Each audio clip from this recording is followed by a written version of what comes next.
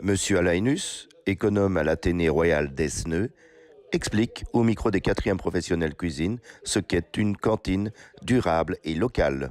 Une cantine durable et locale, c'est pas compliqué, c'est avec des produits, tout ce qui est marchandises culinaires, pour faire les repas à l'Athénée sont principalement achetés ici chez les commerçants, dans les fermes ici et dans les alentours.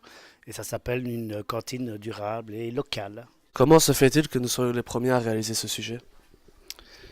Ben, l'idée est venue avec justement des fermes bio et la ceinture alimentaire liégeoise ont lancé un projet pour faire évidemment vivre tous ces agriculteurs locaux et avec tous les économes. J'ai réuni tous les économes de la communauté Wallonie-Bruxelles, de l'enseignement officiel.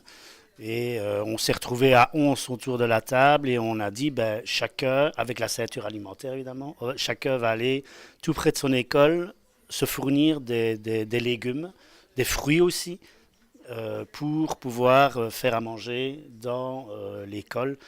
Parce qu'il faut savoir que quand on prend des fois des pommes qui viennent peut-être de 50-100 km d'ici, et elles sont elles sont aspergées de produits chimiques 10 ou 15 fois avant qu'elles n'arrivent ici dans l'école, alors qu'ici, ben, c'est du bio, c'est du fait maison, c'est local, hein.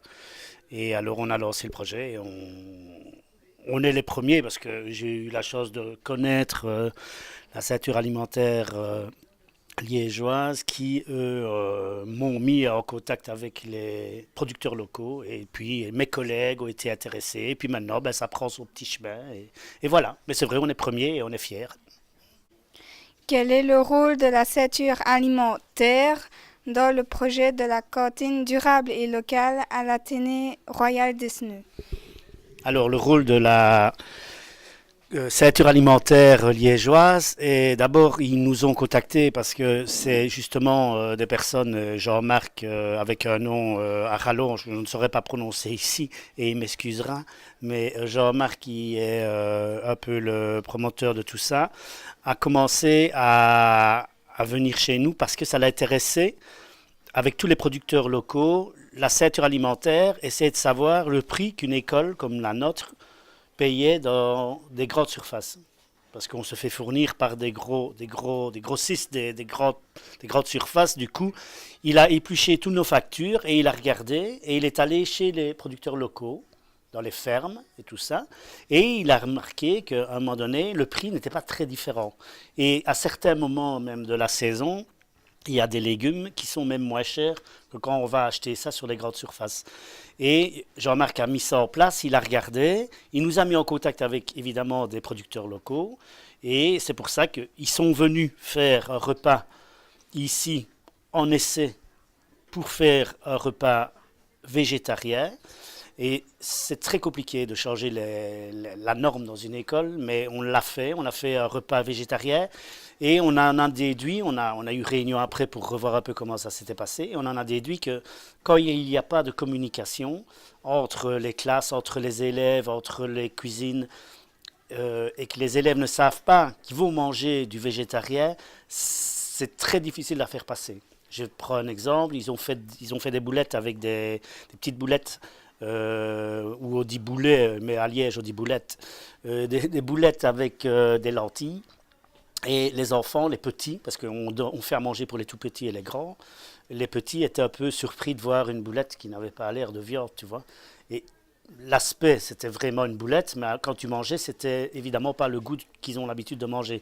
Et ça pose un problème et il faut vraiment communiquer. Par contre, tout ce qui est circuit court, tout ce qui est bio, et on n'est pas borné pour avoir du bio, on est juste vraiment du circuit court, de la ferme. Ici, on a le lait qui vient de la ferme, les œufs viennent de la ferme, les légumes viennent de la ferme, et on a du poulet, parce que demain c'est du poulet, mais les autres fois, on peut faire steak haché, c'est chez David Juprel qui lui aussi est à côté. Et si vous allez dans sa boucherie, vous pouvez aller voir quand vous achetez du steak haché, le nom de la vache qui est derrière, il y a le nom de la vache, il y a le nom du cochon, et c'est obligatoire, c'est l'AFSCA qui l'oblige, mais on sait que, on est sûr que sa viande est fraîche et c'est lui qui la travaille. On n'a pas dû préparer à 15 jours à l'avance. Mais la ceinture alimentaire nous a vraiment mis sur le rail pour qu'on fasse attention à tout ça. Avec Cathy, chef de cuisine à l'Athénée Royal d'Esneux, l'envers du décor. Est-ce que cela vous prend beaucoup plus de temps de cuisiner durable et local? Bien sûr, ici on doit nettoyer tous les légumes. Ça prend plus de temps de nettoyer des légumes que de mettre des surgelés dans une casserole. Et voilà, ça nous prend tout le mercredi après-midi, le mercredi matin, pardon. Et il faut bien, on va s'organiser pour. On va s'organiser. Arrivez-vous à vous adapter à ce nouveau système? Oui, on va faire tout pour, mais il va falloir changer toute l'habitude de la cuisine. L'après-midi, il faudra faire tous les légumes, avoir le jour avant, et ne pas s'organiser, enfin s'organiser plutôt pour le nettoyage et peut-être.